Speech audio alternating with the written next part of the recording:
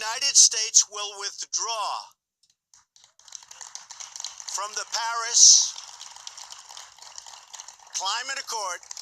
The U.S. has pulled out of the Paris Global Climate Agreement. This not only contradicts the 197 nations that signed the agreement, it has major ramifications that go way beyond U.S. politics. Here's the science. Our climate is changing, it is happening now, and it is happening rapidly. Sea levels have risen 8 inches since 1880 and are expected to increase another 1 to 4 feet by 2100.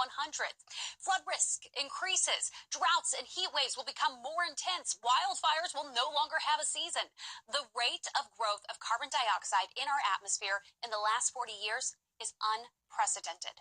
The U.S. and China jointly announced their ratification of the Paris Agreement, leading the way for 125 other countries that have ratified to work toward the global goal of capping temperature rise to 2 degrees Celsius in this century by reducing CO2 emissions. Now, while this does not solve the climate issue, it would have a tremendous help. And we've done this successfully in the past. Remember the panic over the hole in the ozone layer?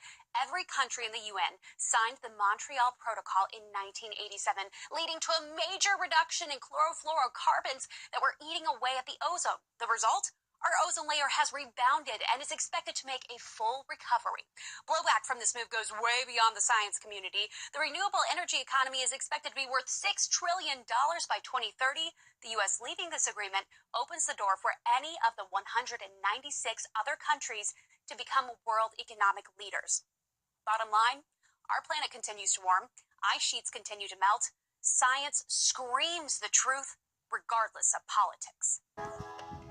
Large alligators, both male and female, are known to defend prime territory from competitors, even if that means killing one of their own. Central Florida's Circle B Bar Reserve in Lakeland is 1,200 acres full of abundant wildlife, including alligators. Located halfway between Orlando and Tampa, it's a great spot to witness an intense gator fight.